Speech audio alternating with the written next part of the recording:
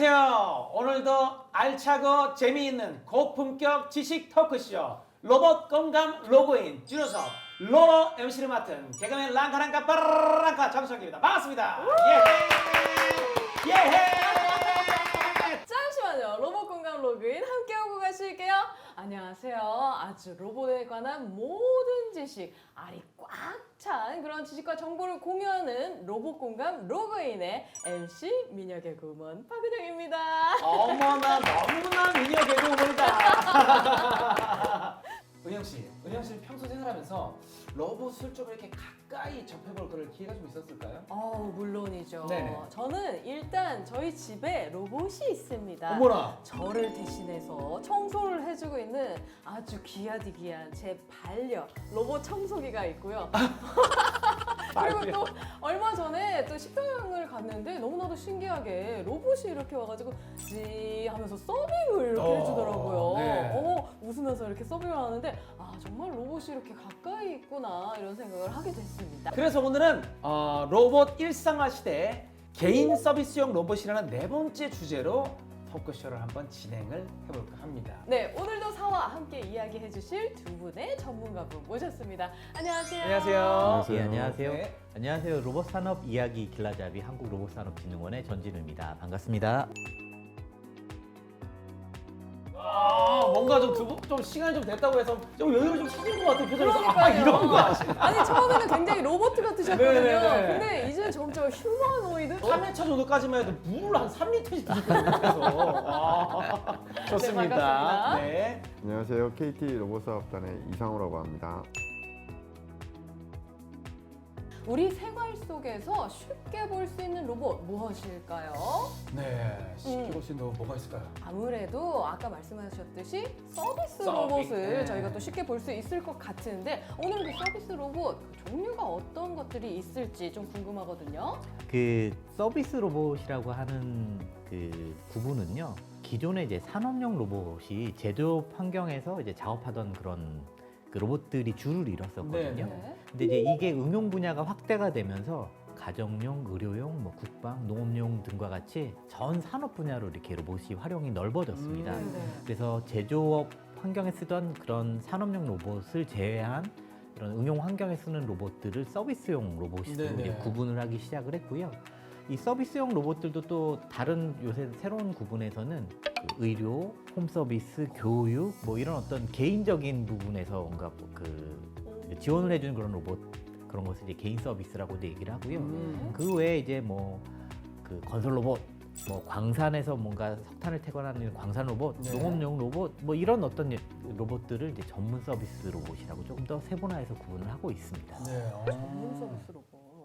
이렇게 또 설명을 해주시니까 제가 생각했던 것보다 굉장히 다양한 분야에서 로봇이 또 있었었네요. 네, 그러니까요. 네, 이렇게 다양한 로봇들 저도 한번 사용해보고 싶은 그런 욕심이 또 드는데요. 근데 두 분의 전문가 분들께 제가 생활 속 존재하는 다양한 로봇의 종류들을 듣다 보니까 이런 생각이 들어요. 가장 가까이에서 접할 수 있는 거는 개인 서비스용 로봇이 아닐까라는 생각이 좀 들거든요. 그죠?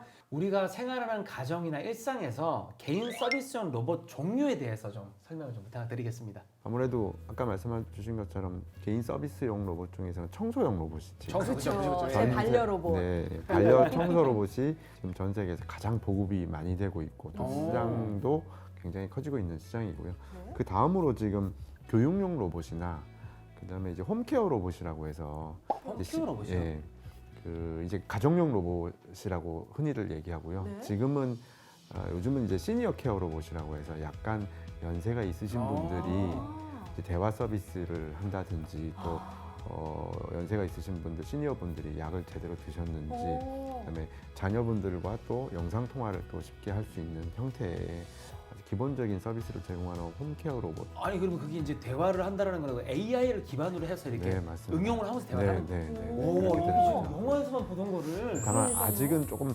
기술적인 레벨이 초기 네네. 수준이라서 이렇게 사람의 말이나 음성을 100% 이해할 수 있는 수준은 아니고요. 네. 이게 요즘에 이제 뭐 구글이나 우리 챗GPT 같은 기술이 최근에 나와서 홈케어 로봇에 이제 그 기능들이 들어가면 오.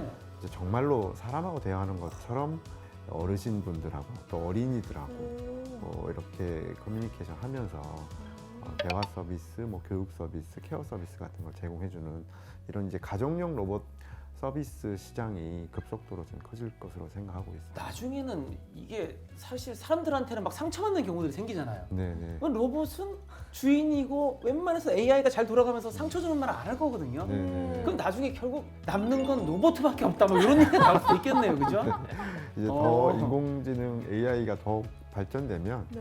우리가 흔히 이제 사람하고 대화하는 거를 이제 우리가 디바이스나 로봇 같은 집안에 또는 방 안에 하나씩 두면서 네. 내가 이제 모든 지식이나 검색을 네. 사실은 컴퓨터가 아니라 이제 대화로 대화로. 우리 흔히들 공상과학 영화에서 한 10년 전에 봤던 네네. 그런 시나리오들이 이제 로봇과 AI가 결합하면 다양한 형태의 새로운 서비스들이 많이 나올 것으로 생각하고 있습니다. 되게 재밌을 것 같은 게 그러니까요. 어렸을 때 음.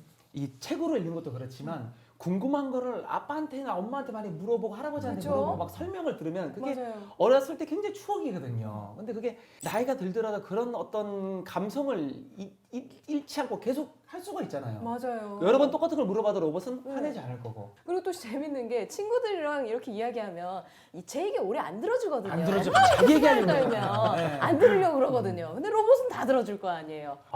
좀 재밌을 것 같아요, 되게. 네. 네, 정말 많은 영향을 받고 있네요. 네.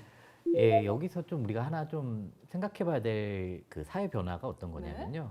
우리 인구 구조 변화가 1인 가구가 굉장히 많이 늘어나고 있습니다. 맞아요. 그래서 이제 청년, 장년, 노인, 뭐 장애인, 뭐 어린아이 모두가 이제 공통적으로 해소해야 될 그런 영역이 어떤 영역이냐면 개인 노동의 영역이 있습니다. 이제 우리가 아. 그거를 가사노동이라고 얘기를 하거든요. 이거는 혼자 있든 둘이 있든 4인 가족이든 다 공통적으로 해소를 해야 될 그런 영역인데요. 그죠.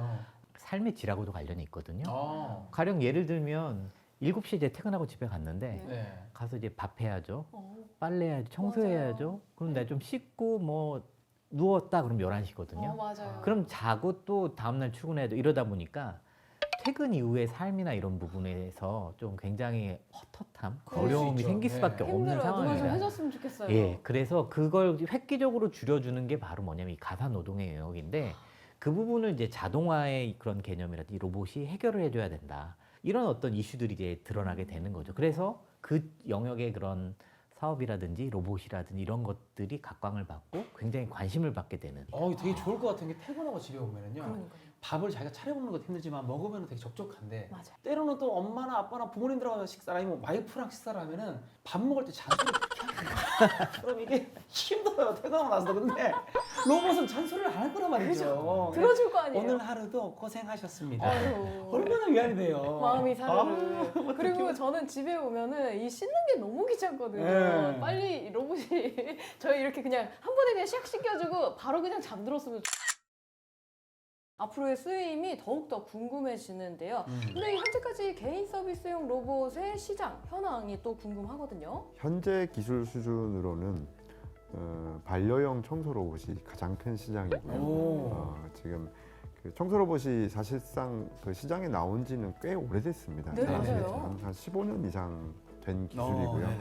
근데 이제 지금 이 가정용 로봇 시장, 청소 로봇 시장이 그렇게 급속도로 커진 건 그만큼 성능이 예전보다는 훨씬 좋아졌고 좋아졌어요? 가격도 많이 떨어진 부분도 맞아요. 있습니다. 이야, 가장 긍정적인 네. 방향이네요. 네. 성능은 좋아지고 가격은 떨어지고. 네네. 네. 다만 이제 개인 서비스 로봇에서 청소용 로봇 시장이 거의 절대적으로 한 90% 이상을 차지하고 아, 있습니다. 그래요? 네. 사실 네. 청소가 진짜 엄청 네. 매일 해야 되는 부분이고 맞습니다. 이게 또 네. 은근히 힘들거든요. 네. 청소까지는 그나마겠는데 이 물걸레질이 많은 로봇 업체나 또 사용자층에서 특히 이제 그 개인 서비스 로봇 가운데서 좀 시장에 대한 반응들이 오고 있는 것들이 아까 말씀드린 홈케어 로봇입니다. 홈케어. 네. 1인 가구가 많아지고 그렇죠. 또 어르신들도 혼자 사시는 경우도 많아지다 네네. 보니 또 이분들을 보살펴야 되는 자녀들의 입장에서나 또 공공 그 복지 개념에서도 이런 홈케어 서비스들이 로봇에 대한 수요는 지금 시장에서 반응은 오고 있는데 아직은 기술 수준이 낮아서 네. 만족도가 좀 낮아서